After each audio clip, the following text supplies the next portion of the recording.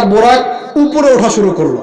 আর এবার যাচ্ছে এই বাইতুল মাকদাস থেকে উপরের দিকে, এটাকে বলা হয় মেরাজ, মানে ঊর্ধ্বে আরোহণ, ঊর্ধ্বগমন। ঠিক আছে?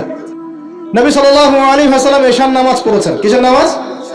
এশার নামাজ পড়ে কাবা ঘরের পাশে হাতিম আছে, কাবার হাতিম, হাতিমের উপর তিনি শুয়ে আছেন ডান কাত হয়ে। ডান কাতে শোয়া সুন্নাত।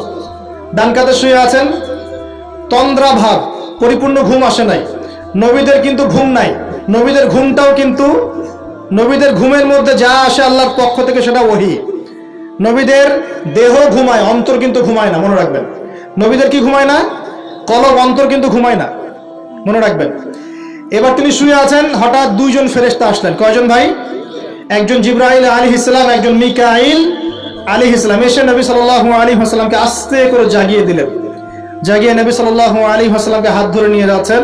কোথায়? পাশে জমজম কূপের পাশে। পাশে জমজম কূপ আছে, দেখেছিলেন না? যারা হজ উমরা করে আসছেন হয়তো দেখতে পারবেন। এই জমজম আগের মতো তো আর নাই, একটা আইডিয়া পাবেন আর কি। জমজম কূপের পাশে নিয়ে গিয়ে নবী সাল্লাল্লাহু আলাইহি ওয়াসাল্লামকে আবার আস্তে করে শুয়ে দেওয়া হলো। এই যে পুরো ঘটনাগুলো ঘটে যাচ্ছে না, এগুলো কিন্তু মুহূর্তে ঘটে যাচ্ছে। মানে এই পুরো বিশাল ঘটনা ঘটে যাওয়ার পর দেখা যাবে ওই অজুর পানি কেবল গড়িয়ে গড়িয়ে যাচ্ছে, এখনো শেষ হয়নি। মানে সময় কে নিয়ন্ত্রণ করে? পৃথিবীর সময়ের ফ্রেম আর আল্লাহ পাকের টাইম ফ্রেম এক নয়।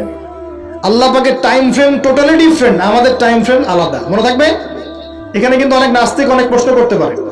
এবার শুয়ে দেওয়ার পর নবী সাল্লাল্লাহু আলাইহি ওয়াসাল্লামের বুকটাকে একদম এই গলার নিচ থেকে নিয়ে যেখানে লোম উঠে নাভি, এই নাভি পর্যন্ত চিরে দেওয়া হয়েছে, জীবিত অবস্থাতেই, জীবিত অবস্থাতেই। এবার তার হার্ট, কলিজাটাকে বের করা হয়েছে। এই প্রথম ওপেন হার্ট সার্জারি নাম শুনেছেন কিনা? যে ওপেন হার্ট সার্জারি হচ্ছে। এবার এই কলিজাটাকে প্রথমে জমজমের পানি দিয়ে ধোয়া হয়েছে। কিসের পানি?